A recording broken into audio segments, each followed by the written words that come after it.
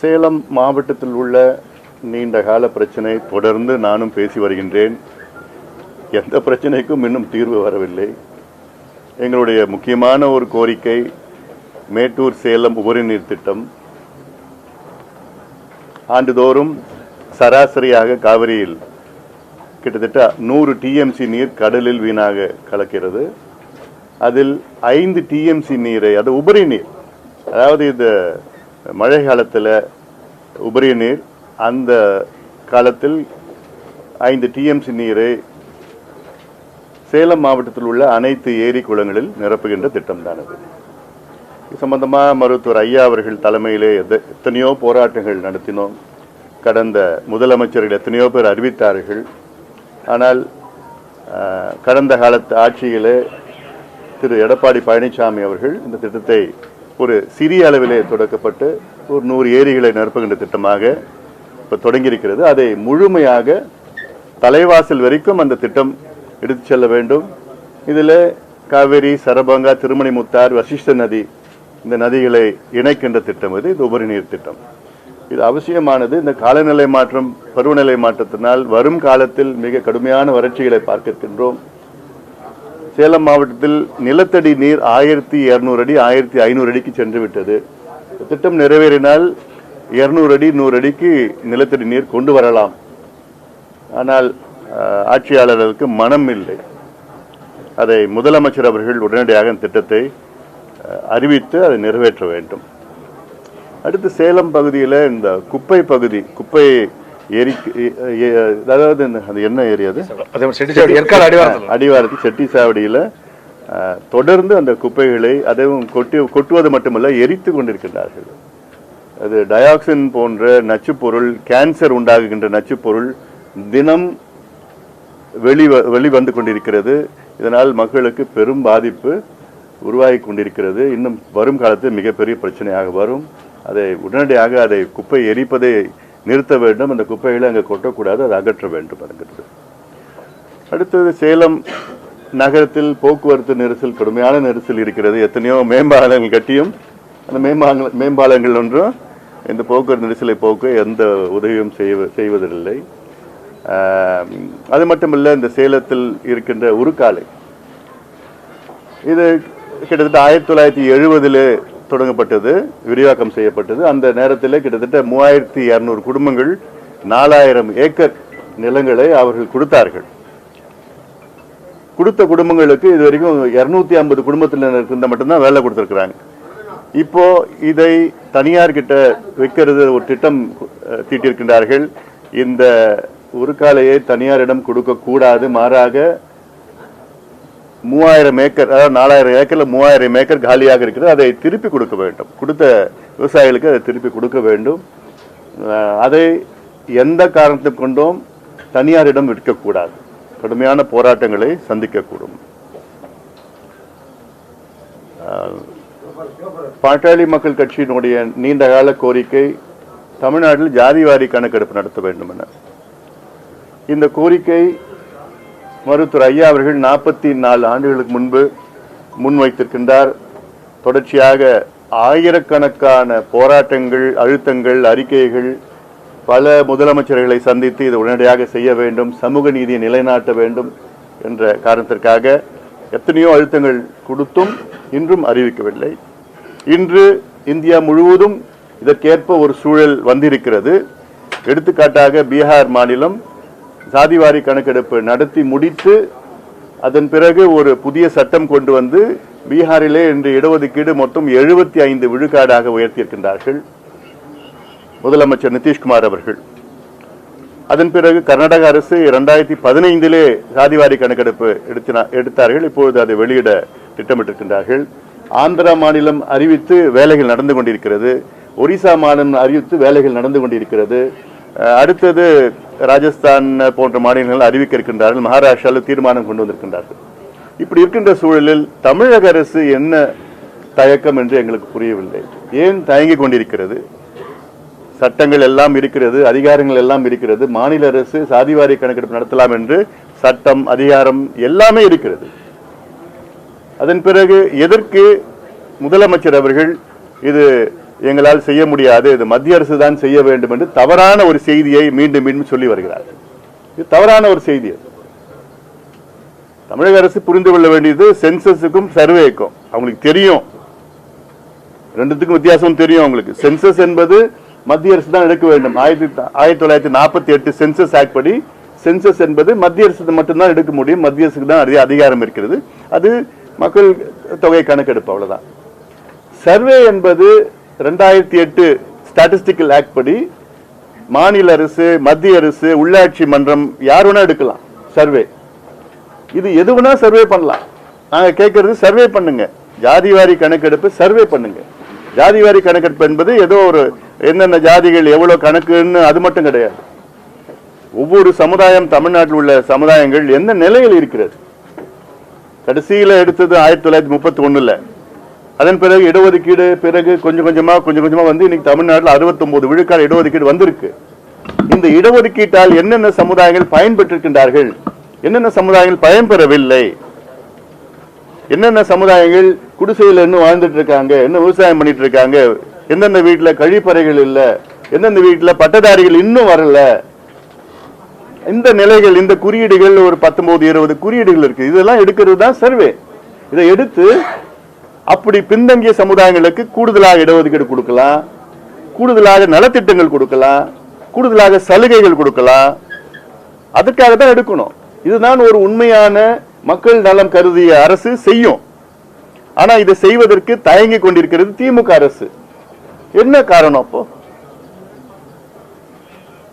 அவங்களுக்கு என்னென்ன, நான் எல்லாம் பேசுறது எல்லாமே அவங்களுக்கு புரியுது. ஆனாலும் இப்ப வரைக்கும் ஒன்னும் மத்திய அரசு தான் எடுக்கணும், மத்திய அரசு தான் எடுக்கணும், சும்மா வேண்டுமென்றே சொல்வதெல்லாம் எங்களால் ஏற்றுக்கொள்ள முடியாது. நிச்சயமாக அதை செய்யவில்லை, அறிவிக்கவில்லை என்றால் பாட்டாளி மக்கள் கட்சி இது போன்ற ஒருமித்த கருத்துள்ள அனைத்து கட்சிகள், இயக்கங்களை வைத்து கடுமையான போராட்டங்கள் நடத்துவோம். ஏன்னா இது சமூக நீதி பிரச்சனை, இது ஏதோ ஜாதி பிரச்சனைகள் கிடையாது, சமூக நீதி பிரச்சனை. சமூக நீதி பேசுகின்ற திமுக எதற்கு தமிழ்நாட்டில் சாதிவாரி கணக்கெடுப்பு நடத்த தயங்கி கொண்டிருக்கிறது? அப்ப நீங்க சமூக நீதி பத்தி பேசாதீங்க. தந்தை பெரியார் நாங்கள் அவர்களுடைய வாரிசுகள்லாம் சொல்லுகின்ற திமுக அப்ப அதை பத்தி பேசக்கூடாது. அடுத்தது இப்போ நான் தந்தை பெரியார் சொன்னோட சேலத்தில் உள்ள தந்தை பெரியார் பல்கலைக்கழகம். இதுல கடந்த பல ஆண்டுகளாக பல முறை பல அறிக்கைகள் மருத்துவர் ஐயாவும் நாங்களும் வெளியிட்டிருக்கின்றோம். பல முறைகேடுகள் இந்த பல்கலைக்கழகத்தில் தொடர்ந்து நடந்து வருகிறது. அதற்கு 2 முறை IAS தலைமையில ஒரு குழு அமைத்தார்கள். குழு அமைத்து அந்த பரிந்துரைகள் இன்னும் வெளிவரவில்லை. சமீப காலத்தில் ஒரு இணை பேராசிரியர் சுப்பிரமணியம் என்பவர் தந்தை பெரியார் அவர்களை பற்றி ஒரு புத்தகத்தை வெளியிட்டார். அதற்கு அவருக்கு ஒரு நோட்டீஸ், ஏன் எப்படி வெளியிட முடியும் என்ன அப்படின்னு சொல்லிட்டு அவருக்கு அச்சுறுத்துகின்ற வகையில துணைவேந்தர் அவர்கள் மற்றவர்களெல்லாம் சேர்ந்து இதை அவரிடம் கேட்டிருக்கின்றார்கள். அதாவது தந்தை பெரியார் பல்கலைக்கழகத்தில் தந்தை பெரியாரை பற்றி ஒரு புத்தகம் வெளியிட்டதற்கு அது தவறு என்று தந்தை பெரியார் பல்கலைக்கழகத்தினுடைய துணைவேந்தரும் மற்ற அதிகாரிகளும் பேசுவது, இதைவிட ஒரு மோசடி எங்கும் நடக்காது. இத்தனைக்கும் அவர் தந்தை பெரியார் அங்க இருக்கின்ற அதை சேர்ன்னு சொல்லுவாங்க, ஆய்வு மையம், அதுல தலைவரா இருக்கிறார். இப்படி இது ஒரு மோசமான ஒரு சூழல் இந்த பல்கலைக்கழகத்தில் நிலவை கொண்டிருக்கிறது. ஒரு குறிப்பிட்ட பிரிவை சார்ந்தவர்கள் தான் அந்த பல்கலைக்கழகத்தை ஆதிக்கம் செலுத்துகிறார்கள் என்றெல்லாம் செய்தி வெளிவருகிறது. அதுக்குள்ள நான் போக விரும்பல. ஆனால் பல முறைகேடுகள் நடந்து கொண்டிருக்கிறது. அந்த 200 பாயிண்ட் ரோஸ்டர் அது பின்பற்றுவது கிடையாது, சமூக நீதி பின்பற்றுவது கிடையாது. இது ஏதோ தமிழ்நாட்டில் இல்ல வேற மாநிலத்தில் இருக்கிறது இந்த பல்கலைக்கழகம், அது போன்ற ஒரு தோற்றம் எங்களுக்கு எல்லாம் வருது. இங்க இருக்கிற மக்கள் பிரதிநிதிகளுக்கு மரியாதை கிடையாது. அங்க என்ன நிலையில இருக்குது, என்ன இப்போ என்ன நடத்திட்டு இருக்கு இல்ல, இதை முறைகேடுகள்லாம் உடனடியாக அரசும் சரி ஆளுநர் அவர்களும்,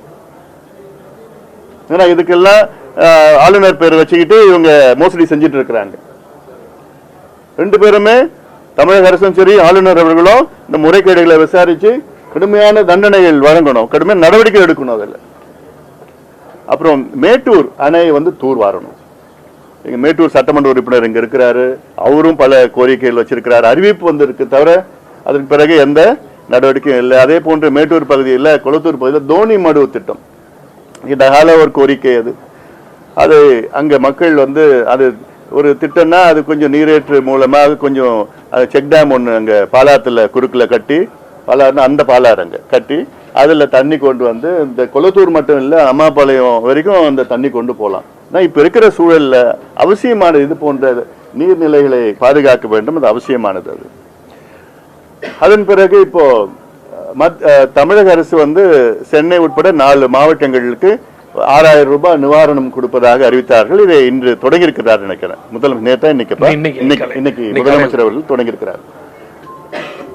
இதை சம்பந்தமாக நேற்று என்னுடைய அறிக்கை வெளிவந்திருக்கிறது. அதில் அடுத்த கிட்டத்தட்ட ஒரு வார காலம், குறைந்தது ஒரு வார காலம் சென்னை உட்பட 4 மாவட்டங்களில் இந்த நிவாரணம் 6000 ரூபாய் நிவாரணம் வழங்குகின்ற அந்த மாவட்டங்களில் டாஸ்மாக் கடைகளை மூட வேண்டும் என்று எங்களுடைய கோரிக்கை. குறைந்தது ஒரு வாரம் தான் மூடுங்க.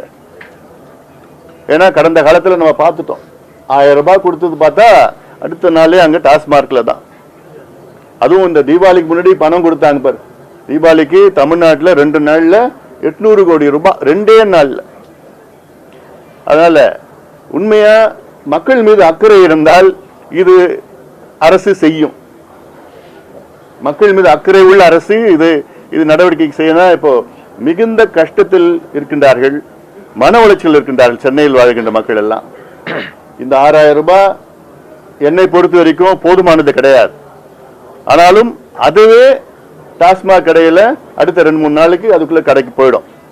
அதனால இதை அரசு கவனத்தில் வைக்க வேண்டும். வேற என்னப்பா, இங்க சேலத்துல ஒரு ரிங் ரோடு, இதுதான் முதல்ல பண்ணிருக்கணும். உள்ள 2 மேம்பாலங்கள்லாம் பண்ணது நான் இன்னைக்கும் சொல்றேன். சேலத்துக்கு நகரத்துக்குள்ள 2 மேம்பாலங்கள்லாம் இது தோல்வியில அடையும், தோல்வியில தான் முடியும். இன்னைக்கு ஏதோ கொஞ்சம் வண்டிகள் போயிட்டு இருக்கலாம், ஆனா சரியான முறையில் திட்டமிடல. இதுல இது இன்னும் ஒரு 5-7 ஆண்டுகள்ல இதுல போக்குவரத்து நெரிசல், இதனால போக்குவரத்து நெரிசல் சேலம் மாவட்டத்துக்கு வரும், சேலம் நகரத்துக்கு வரும். இதனாலதான் வரும் தவிர, ஏன்னா நான் உலகம் முழுவதும் பல நகரத்துக்கு நான் பார்த்திருக்கிறேன், முன்னேறிய நாடுகள் நகரங்கள். எந்த நகரத்துக்குள்ள ஒரே ஒரு மேம்பாலம் கூட கிடையாது. நீ எந்த நகரம் எடுத்துக்கங்க, மேற்கத்திய நாடுகள் உள்ள நகரங்கள், ஒரு நகரத்துக்குள்ள மேம்பாலங்கள் கிடையாது. அந்த அளவுக்கு அவங்க போக்குவரத்து திட்டமிடுதல். ஆனா இங்க மேம்பாலம் கட்டு, அங்க கட்டு, இத பேரு எப்பாரு, என் காலத்துல நான் இவ்வளவு மேம்பாலம் கட்டிட்டேன். அதெல்லாம் திட்டமிடல, தெரியல அவங்களுக்கு. அதான் பிரச்சனை. அதுதான் பிரச்சனை. இப்போ கட்டுறது பெருசு கிடையாது. இப்ப நான் சொல்றது இந்த ரிங் ரோட கட்டுங்க. சேலம் நகரத்துக்கு 2 ரிங் ரோடு வேணும், 1 மட்டும் போதாது. Inner ring road, outer ring road, அது கட்டுங்க. இணைப்பு சாலைகள் உருவாக்குங்க. மேம்பாலங்கள் கட்டுவது போக்குவரத்து நெரிசலுக்கு தீர்வு கிடையாது. இது போக்குவரத்து நிபுணர்கள் உலகம் முழுவதும் சொல்லுகின்ற சொல்லுது. அது ஒண்ணு.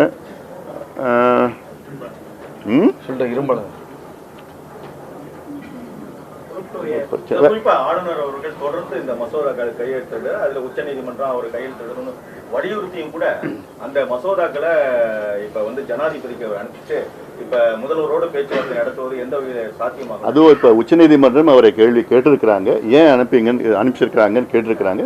அது பதில் வரட்டும், அது பாத்துக்கலாம். இன்னொன்னு, இப்ப இந்த தொப்பூர் கணவாய், இப்போ தொப்பூர் கணவாயில நேற்று பாத்தீங்கன்னா நகாய் 775 கோடி ரூபாய் அதற்கு ஒதுக்கீடு செய்து அதுக்கு டெண்டர் வெளியிட்டு இருக்கிறாங்க. அது ஜனவரி மாதம் அந்த டெண்டர் முடிவு, காலம் முடிந்து அதன் பிறகு வேலைகள் தொடங்குவோம். அதாவது ஒரு எலிவேட்டட் ஹைவேஸ் மாதிரி கொஞ்சம் ஒரு கிட்டத்தட்ட ஒரு மொத்தம் அது 6.5 கிலோமீட்டர். ஆனா விபத்து பகுதி பாத்தீங்கன்னா 400 மீட்டர் தான்.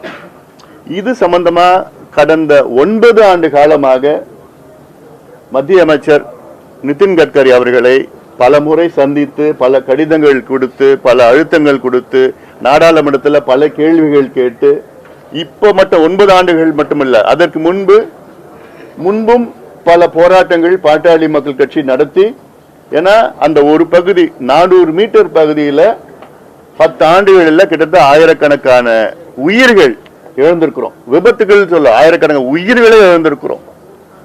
இது இந்தியாவில் இது போன்ற எந்த பகுதியும் கிடையாது. 400 மீட்டர்ல 1/2 கிலோமீட்டர் கூட கிடையாது. தொடர்ச்சியாக அது இல்லாம இந்த ஆண்டு ஜூன் மாதம் 12ஆம் தேதி அன்னைக்கு எங்களுடைய சட்டமன்ற உறுப்பினர் 3 சட்டமன்ற உறுப்பினர்கள் அருள், சதா, வெங்கடேசன் 3 பேர் டெல்லிக்கு அங்க அனுப்பி வைத்து அமைச்சர் போக்குவரத்து துறை அமைச்சர் நிதின் கட்கரி அவர்களை சந்தித்து அந்த சந்திப்பை நான் ஏற்பாடு செஞ்சேன். அதுக்கப்புறம் அவர் கையில இவங்க கையில என் லெட்டர் ஒன்று கொடுத்து போட்டு அவங்க விளக்கி சொல்லி உடனடியாக அவர்கள் வந்து அதிகாரிகளை உடனடியாக வர வைத்து என்ன பிரச்சனை உடனடியாக கேட்டு அதுக்கப்புறம் நான் உறுதியாக நடவடிக்கை எடுக்கின்றேன், நீங்க போயிட்டு மருத்துவர் அன்புமணி சொல்லுங்க, நான் கேட்டதா சொல்லுங்க, நடவடிக்கை எடுக்கிறேன்னு சொல்லுங்கன்னு சொல்லிட்டு ஜூன் மாதம் உறுதி கொடுத்திருக்கிறார். இவ்வளோ அழுத்தம் கொடுத்து போராட்டங்கள் நடத்தி பல குழுக்கள் வந்து அவங்கள்ட்ட கலந்தாய்வுகள் நடத்தி நேற்று வந்து நகாய் அந்த தொப்பூர் கணவாயை வந்து சரி செய்வதற்கான 775 கோடி ரூபாய் ஒதுக்கீடு செய்ததில் இது பாட்டாளி மக்கள் கட்சி கிடைத்த வெற்றியாக நான் கருதுகின்றேன். ஆனாலும் இதை விரைவில் முடிக்க வேண்டும் என்று அடுத்த கட்ட அழுத்தங்கள் தொடர்ந்து நாங்கள் பாட்டாளி மக்கள் கொடுப்போம். அதுல இந்த சப்ஜெக்ட் முடிச்சிட்டோம். ஆனா பல்வேறு கடந்த காலங்களாக இந்த காலங்களில் பார்த்தீங்கன்னா நட்சத்திர விருதுகளாக இருக்கட்டும், தனியார் ரெஸ்டாரண்ட்ல வந்து மது விருதுகள் வந்து அதிகாரமும் அறிவிக்கிறாங்க. ஒரு நைட்டுக்கு வந்து இவ்வளவு பே பண்ணா போதும், கப்பல்ஸா வரலாம், அதை எப்படி இருக்க போறோம், அதை எடுத்து பாப்பா குணம் கொடுப்போம். அதாவது அவர் கூட்டிட்டு போ, சங்கரா அவர் கூட்டிட்டு போ, சங்கரா அவர் கூட்டிட்டு போ, சங்கரா அவர் கூட்டிட்டு போ, வெளில கூட்டிட்டு போப்பா, சங்கரா கூட்டிட்டு போப்பா. அதாவது இந்த ஆங்கில புத்தாண்டு கொண்டாட்டம் வந்து நம்முடைய கலாச்சாரமே கிடையாது. ஆனா உலகம் முழுவதும் அந்த மேற்கத்திய கலாச்சாரத்தை திணித்து ஆங்கில புத்தாண்டு, அப்புறம் அந்த ஹாலோவீன் பார்ட்டி, அப்புறம் வேலண்டைன்ஸ் டே இதெல்லாம் போட்டு கலாச்சார திணிப்பை கொண்டு வந்து இதை வணிகமாக உலகம் முழுவதும் ஆக்கி வந்து கொண்டாரு. அதுவும் தமிழ்நாட்டிலேயே அந்த நிலைக்கு வந்துருச்சு இப்போ. அது மட்டும் இல்ல, ஆங்கில புத்தாண்டு அன்றைக்கு பாத்தீங்கன்னா அதாவது தமிழ்நாட்டு இளைஞர்கள் ஏற்கனவே போதையில தான் இருக்கிறாங்க. ஏன்னா தடிக்க விழுந்தா ஒரு டாஸ்மாக் கடை, அது 362 நாள் ஒரு 3 நாள் மூடுறாங்களா? 3 நாள் மூடுறாங்க. 362 நாள்ல திறந்துதான் இருக்கு டாஸ்மாக் கடைகள். அதனால இது ஒண்ணு ஒரு புதுசா ஒரு அதிர்ச்சியான செய்தியா நான் பார்க்கல நான். ஆனா இது வணிகமா ஆக்கிட்டு, அதாவது ஜனவரி 1ஆம் தேதியே குடிகாரங்களா மாத்திடுறாங்க. தமிழ்நாடு மட்டுமில்ல, இந்தியாவில் உள்ள அனைத்து மாநிலங்களும் இந்த கலாச்சாரம் ஆயிடுச்சது. ஆனா என்னுடைய அச்சம் என்னன்னா, எவ்வளவுக்கு எவ்வளவு மது விற்பனை ஆகிறதோ அவ்வளவுக்கு எவ்வளவு அதிகமா வந்து கஞ்சா வித்துட்டு இருக்கிறாங்க. தமிழ்நாட்டில் கஞ்சா விற்பனை வந்து கடந்த 3-4 ஆண்டுகளில் உச்சத்துக்கு சென்றிருக்கிறது. எங்க பார்த்தாலும் கஞ்சா இருக்கு. இது மிக மோசமான விளைவுகள் நம்ம பார்க்க போறோம். ஏன்னா இப்ப இருக்கிற இளைஞர்கள் எல்லாம் இந்த பல வாட்ஸ்அப்ல மீடியா சோசியல் மீடியாலாம் பார்த்தா அங்க 2 இளைஞர்கள் வந்து இந்த தண்டவாளத்துல படுத்துட்டு இருக்கானுங்க, கஞ்சா அடிச்சுக்கிட்டு உருண்டுட்டு இருக்கிறானுங்க, ஆசிரியர்களை அடிக்கிறாங்க, தள்ளி விடுறாங்க, திட்டுறாங்க. இதெல்லாம் ரொம்ப மோசமான விளைவுகள் நம்ம பார்த்துட்டு இருக்கோம். அதனால இதை கட்டுப்படுத்தணும்னு முதலமைச்சர்கிட்ட பல முறை நான் கோரிக்கை வச்சிருக்கிறேன். ஆனாலும் வேகம் இல்லை.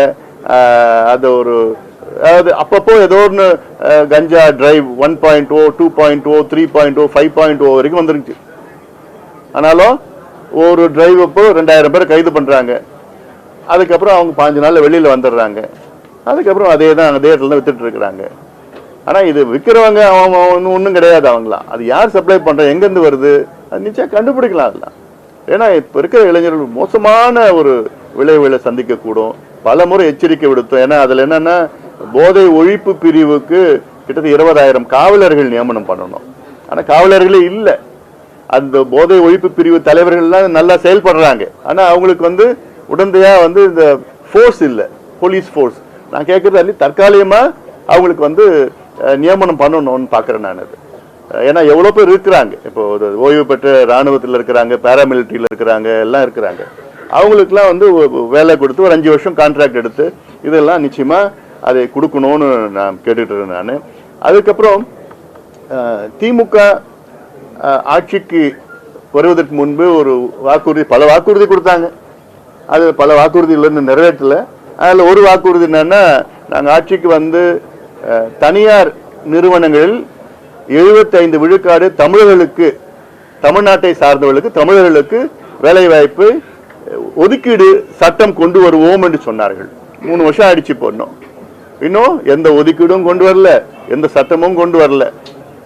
எல்லாம் வெளியில இருந்து வந்து வேலைக்கு பண்ணிட்டு இருக்காங்க. அது நான் தப்புன்னு நான் சொல்லல. நான் ஆனா முன்னுரிமை அங்க படிச்ச சுத்தி இருக்கிற இளைஞர்களுக்கு எவ்வளவு, அதாவது லட்சங்கள், கோடிக்கணக்கான இளைஞர்களுக்கு தமிழ்நாட்டில் வேலை இல்லை. ஏன்னா எம்ப்ளாய்மெண்ட் எக்ஸ்சேஞ்சில் பதிவு செஞ்சிருக்கிறவங்க மட்டும் 72 லட்சம் பேர். அது இல்லாம பதிவு மீண்டும் அதை வந்து ரினியூ பண்ணாதவங்க அது ஒரு 30-40 லட்சம் பேர் இருக்கிறாங்க. அதனால 1 கோடிக்கு மேல இருக்கிற தமிழ்நாட்டில் இளைஞர்கள் வேலை இல்லாம இருக்கிறாங்க. இதை உருவாக்கணும். அது இல்லாம இந்த டிஎன்பிஎஸ்சி அது மூடிடலாமே, எதுக்கு வச்சிருக்கிறாங்கன்னு தெரியல. ஏன்னா அதுதான் சொல்றேன் நான், என்ன பிரச்சனை உங்களுக்கு? தலைவர் நியமனம் பண்ணாதது வந்து அதனால என்ன உங்களுக்கு பிரச்சனை? அது ஒரு குறிப்பிட்ட நபர் மட்டும்தான் நியமனம் பண்ணணுமா? சரி, அவரு ஆளுநருக்கும் உங்களுக்கும் பிரச்சனைனா அதுலயே மக்கள் பாதிக்கணும். சமீபத்தில் நான் என்னுடைய அறிக்கை விட்டிருந்தேன். நான் டிஎன்பிஎஸ்சியில் குரூப் 2 எக்ஸாம் இந்த ஆண்டு பிப்ரவரி மாதம் நடந்து 10 மாதங்கள் ஆகியும் அந்த ரிசல்ட் கூட வெளியிடல. அப்புறம் நான் ஸ்டேட்மெண்ட் விட்ட உடனே அப்புறம் அமைச்சர் வந்து இல்ல இன்னைக்கு மாலையில என்னைக்கு வெளியிடுவோம்னு அறிவிச்சாங்க. அப்புறம் அடுத்த நாள் நேத்து வந்து அது வந்து ஜனவரி மாதம் 12ஆம் தேதி வெளியிடுவோம். அதுக்கப்புறம் இன்டர்வியூ இதெல்லாம் போய் அதுக்குள்ள என்ன பண்ணுவாங்க? எங்க போவாங்க? நீங்க வாக்குறுதி கொடுத்துருக்கீங்க. இப்ப எனக்கு ஒரு செய்தி, நாங்க சொன்ன செய்தி வந்து டிஎன்பிஎஸ்சியால ஏதாவது இதுவரைக்கும் டிஎன்பிஎஸ்சி வரலாறுல இந்த ஆண்டுதான் மிக குறைவான அரசு நியமனங்கள் நடந்திருக்கிறது. எங்க கணக்குப்படி 4700 பேர் தான் நியமனம் பண்ணிருக்கிறாங்க. அரசு ஒரு கணக்கு வெளியிட்டது 12000 பேர் நியமனம் பண்ணிருக்கிறோம்னு தவறான கணக்கா நான் பாக்குறேன். நான் புள்ளி விவரங்கள் கொடுக்கணும் எனக்கு. ஏன்னா அது தலைவர் இல்ல, செயலாளர்கள் இல்ல, அப்புறம் உறுப்பினர்கள் கிடையாது. எவ்வளவு முக்கியமானது.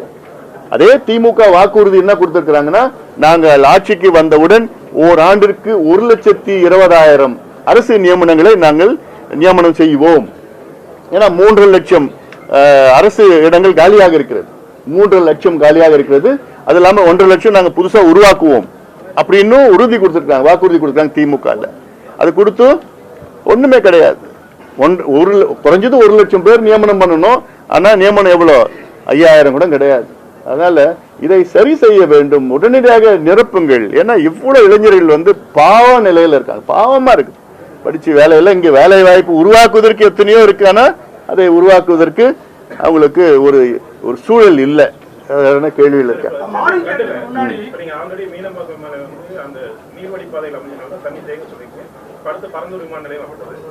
வெள்ள பாதிப்பு வந்து 2 அரசுங்க முறையா அணுகலன்னு சொல்லி மக்கள் குற்றச்சாட்டு சொல்றாங்க. இது எப்படி அணுகணும் நீங்க? அதாவது இது வந்து எவ்வளவு நவீன திட்டங்கள் எல்லாம் இருக்கு, அதாவது தொழில்நுட்பங்கள் இருக்கு. ஒரு உதாரணம், ஜப்பான்ல வந்து சேட்டலைட் மேப்பிங், இன்ஃப்ராரெட் சேட்டலைட் மேப்பிங்ல எந்த தெருவில் எவ்வளோ மழை பெஞ்சதுன்னா எவ்வளோ அடி தண்ணி நிற்கும், அதற்கு எத்தனை ஆழம் எத்தனை அகலத்தில் வந்து மழைநீர் வடிகால் கட்டணும், ஸ்டார்ம் வாட்டர் ட்ரெயினேஜ் கட்டணும்னு திட்டமிட்டு அதில் நடைமுறைப்படுத்திட்டாங்க. அது ஏன் இங்க கொண்டு வர முடியாது? இன்னொன்னு, இந்த சேட்டலைட் மேப்பிங் வந்து சென்னை நகரத்துக்கு செஞ்சிருக்கிறாங்க. ஆனால் அதன்படி திட்டமிடாம ரேண்டமா ஸ்டார்ம் வாட்டர் ட்ரெயினேஜ் இந்த கான்ட்ராக்டர் கொடுப்பா, நீ வந்து நீ கட்சிக்காரனா, நீ இந்த எடுத்துக்கோ, இந்த வேலை எடுத்துக்கோ, நீ இப்படி பண்ணிக்கோ, அதான் திட்டமிடாம பண்றது. இது பல உதாரணங்கள் சென்னையில நான் சொல்லலாம். நான் ஏன்னா அதுல இவ்வளவு மழை பெஞ்சுன்னா இவ்வளவு சின்னதா 2 அடிக்கு ஒரு ஸ்டார்ம் வாட்டர் ட்ரெயினேஜ் பத்தாது. அது இல்லாம அது இணைப்பு இல்லை, அங்க இணைக்கணும். இது இன்னொன்னு, சென்னைக்கு நான் பலமா சொல்லி 3 பெரிய வடிகால் இருக்கு. அடையாறு ஆறு, கொசஸ்தலை ஆறு, கூவம் ஆறு. இது இல்லாம பக்கிங்ஹாம் கால்வாய் இருக்கு. அது மிகப்பெரிய, அது வந்து செயற்கையா உருவாக்கியது பக்கிங்ஹாம் கால்வாய். மீதி எல்லாம் இயற்கையா வந்தது 3ம். அதனால 5வது வடிகால் வந்து பள்ளிக்கரணை சதுப்பு நிலம், பள்ளிக்கரணை மார்ஷ்லேண்ட்.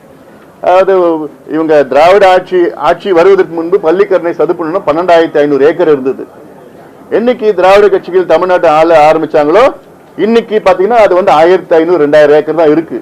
அதுல கிட்டத்தட்ட 300-400 ஏக்கர் வந்து குப்பையை கொட்டி வச்சிருக்காங்க.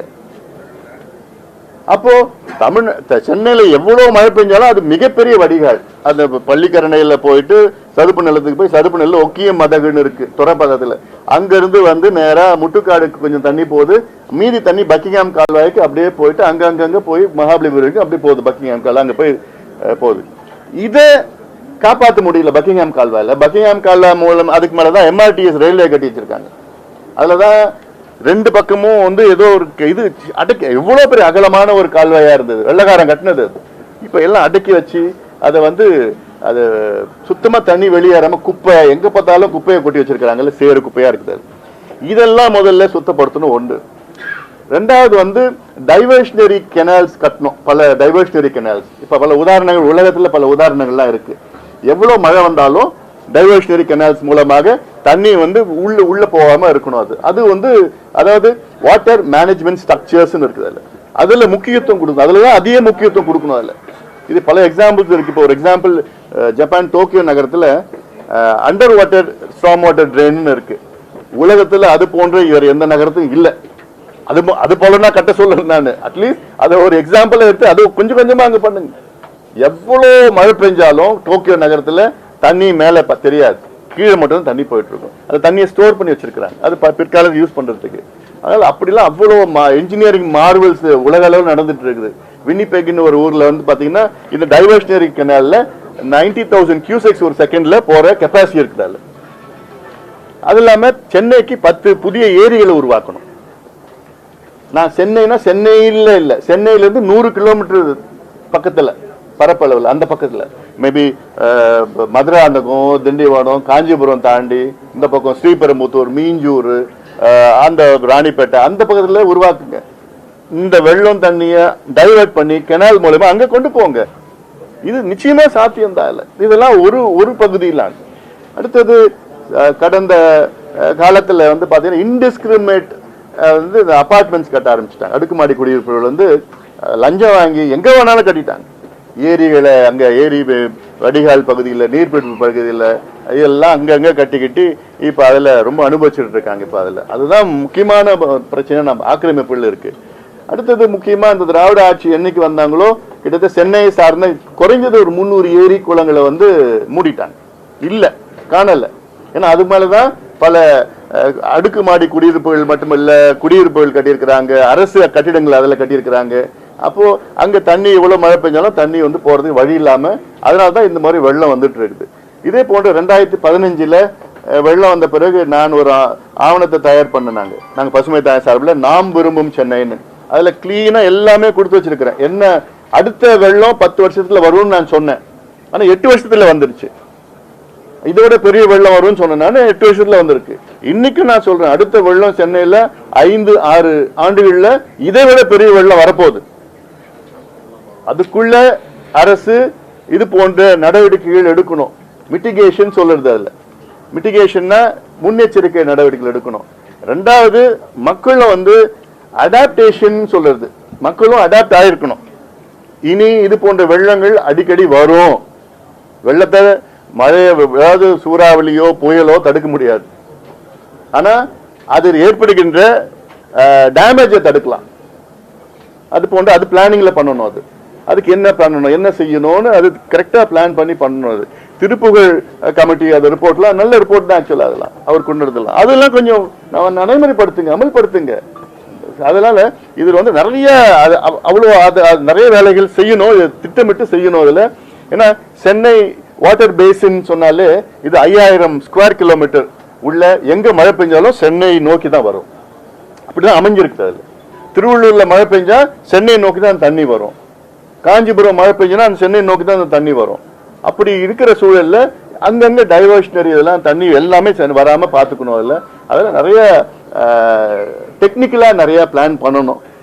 ஆனா டெக்னிக்கல் எவ்வளவு புத்தகம் இருக்கு, ரிப்போர்ட்ஸ் இருக்கு, ஆனா அது இவங்க அதை பத்தி தெரியல, அதை அமல்படுத்துவதற்கு அவங்களுக்கும் தெரியல. அவங்களுக்கு என்னன்னா அடுத்த எலெக்ஷன் எப்படி ஜெயிக்கலாம், அதை குறுகிய திட்டம் தான் பாக்குறாங்க.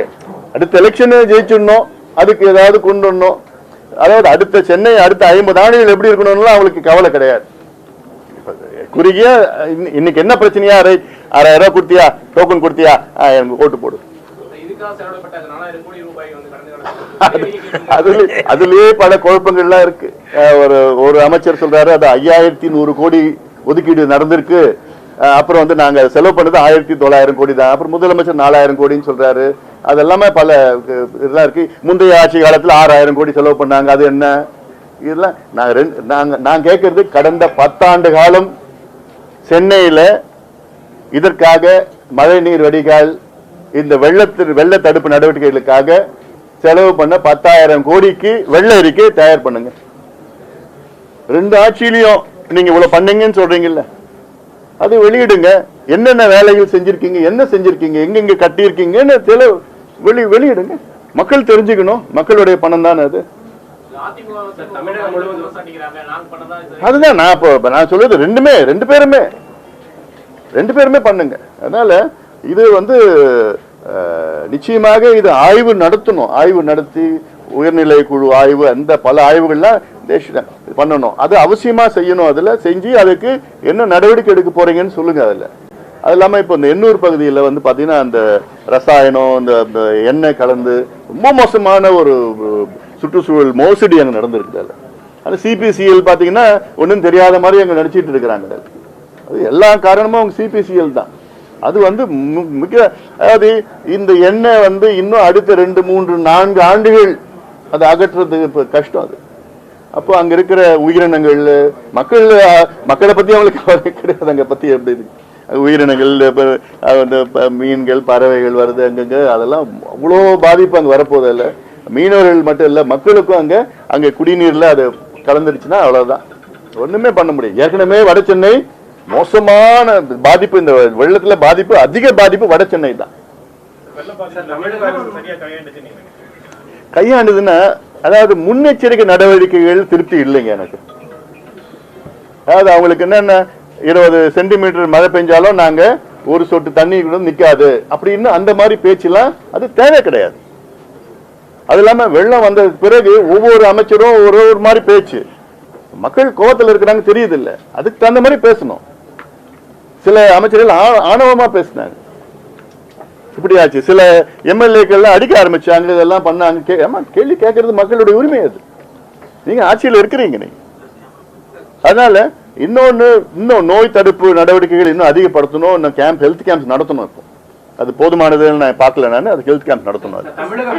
சேலம் மாடர்ன் தியேட்டர் விவகாரம் பாத்தீங்கன்னா முதலமைச்சர் வந்து செல்ஃபி எடுத்து செலவைக்கும் சொல்லி போயிட்டு இருக்கு.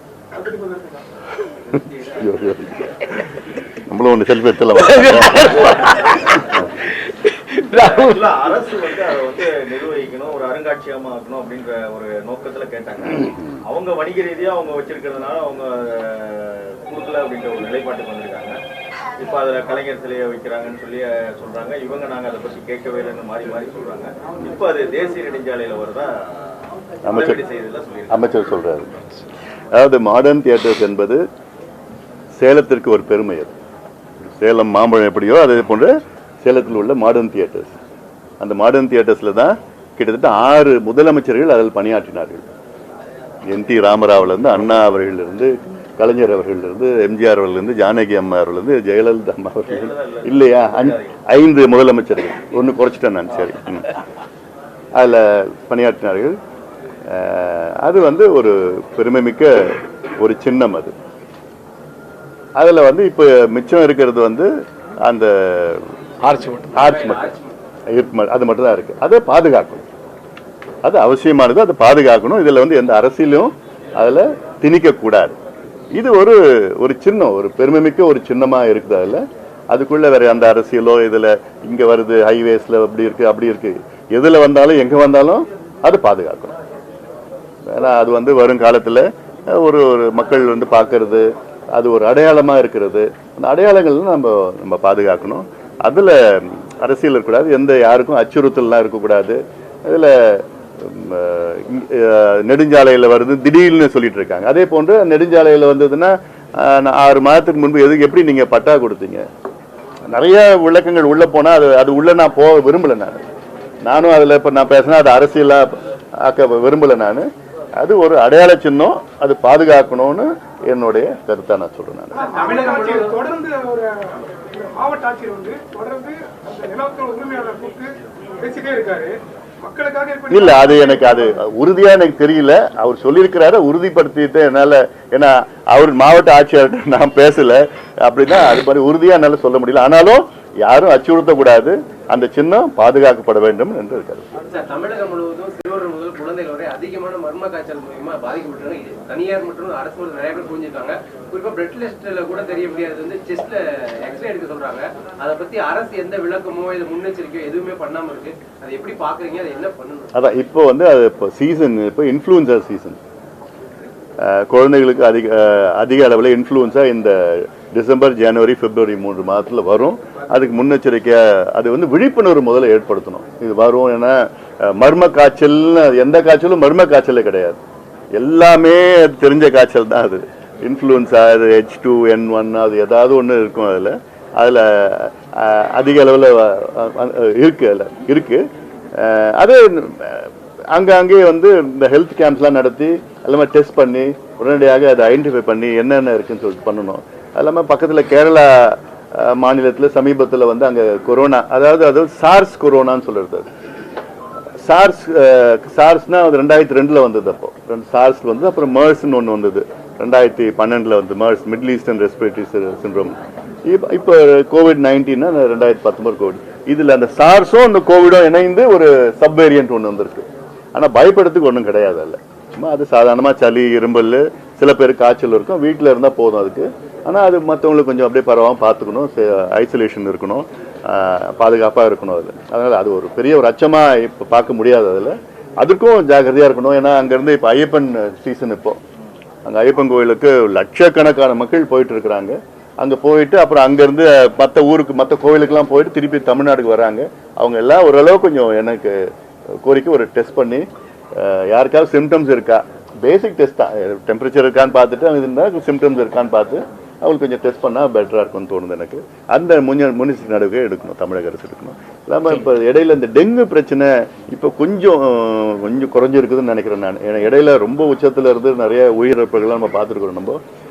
ஏன்னா அது ஒரு சீசன். அது ஒரு முதல்ல தென்மேற்கு பருவம், அது முடிச்ச உடனே ஒரு சீசன் வரும். அப்போ வடகிழக்கு நடந்துட்டு இருக்குது. அதனால் வடகிழக்கில் இங்கே இன்னும் அந்த அளவுக்கு மழை பெய்யல. சென்னையில் எல்லாம் மழையெல்லாம் சென்னை டெல்டாவில் கொஞ்சம் பெஞ்சிட்டு இருக்குது. இங்கே கொஞ்சம் பெய்யணும். பனமரத்துப்பட்டி ஏரியா கொஞ்சம் சரிப்பட தூர்வாரி அதுக்கு பல போராட்டங்கள் நடத்தி அங்கே போய் பார்வையிட்டோம். அது 106 கோடி அப்போ ஒதுக்கீடு செஞ்சுருக்கிறாங்க. ஆனாலும் இன்னும் வேலைகள் ஆரம்பிக்கல. இந்த மாவட்டத்தின் அமைச்சர் KN நேரு அவர்கள் வந்து இந்த வேலைகள் உடனடியாக அதை செயல்படுத்த வேண்டும் என்று அவருக்கு என்னுடைய வேண்டுகோள். இந்த செய்தியை போய் சொல்லிடுப்பா. தெரியும், அதுதான் அறிவிட்டு சொல்றேன்.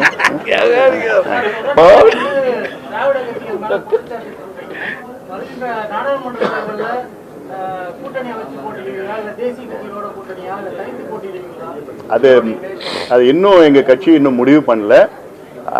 வருகின்ற நாடாளுமன்ற தேர்தல் சம்பந்தமான எங்களுடைய நிலைப்பாட்டை விரைவில் அறிவிப்போம். எங்க கட்சிக்குள்ள பேசி விரைவில் அறிவிப்போம்.